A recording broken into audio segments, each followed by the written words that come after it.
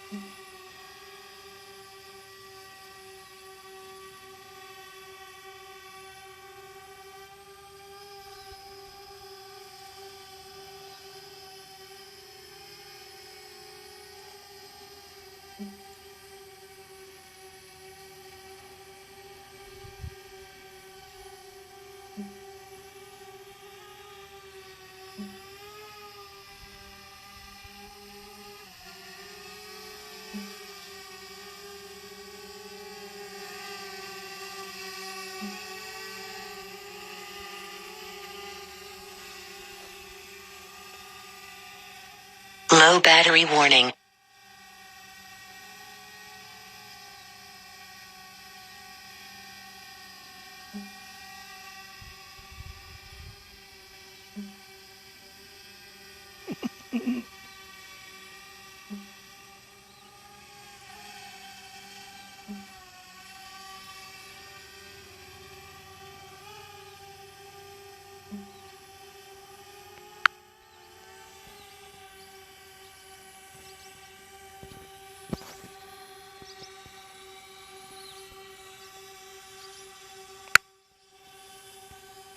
Landing.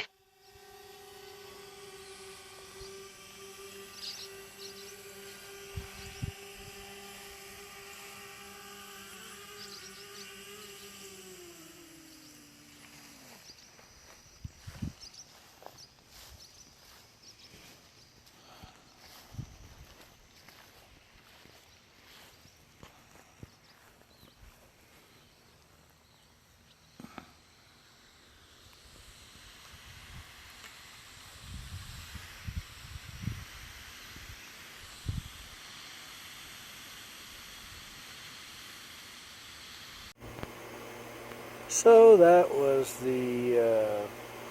actually that was the second flight. The first flight was kind of boring because all I did was, as if the second one wasn't boring. The first one I got it to hover and kind of messed with the controls a little bit. It's going to take a little while before I become familiar with which control does what as far as backwards and forwards and up and down and left and right and getting it to rotate, what have you. I can see where this is going to be very fun. I'm sure I'll probably be buying the separate controller, which gives it a lot more capability than what it does just with the app here on my phone. Sorry if there's a little wind noise. So very interesting device. I've never really in the past been tempted to buy a drone. And I've heard all of the kind of the horror stories of people crashing them into this or crashing them into that, and so I think the obviously the technology has gone through the typical technology curve. I was going to say learning curve, but the typical technology curve, it really is a learning curve, I guess, where they make the things smaller and lighter and more capable. And so I would say the DJI Spark is a good beginner drone, and I'm an absolute beginner with it, and it should be fun because I don't plan on trying to fly a drone miles and miles away like some people do. But on the other hand, I can kind of fly it around wherever I'm at. Now right now I happen to be at home, and I was kind of messing with it. I have to go back to work, and so I should have periodically I'll have opportunities to kind of play with it, fly it here and there. Of course, it has a maybe a 15-minute max battery capacity. You heard it when it said low battery warning, and that was about 25%.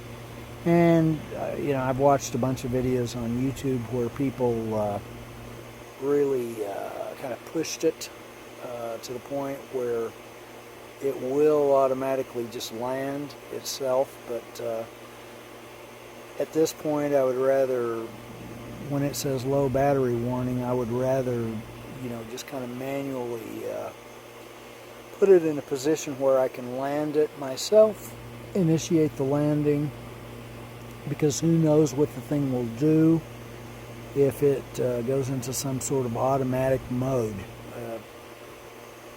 You don't really want to do that.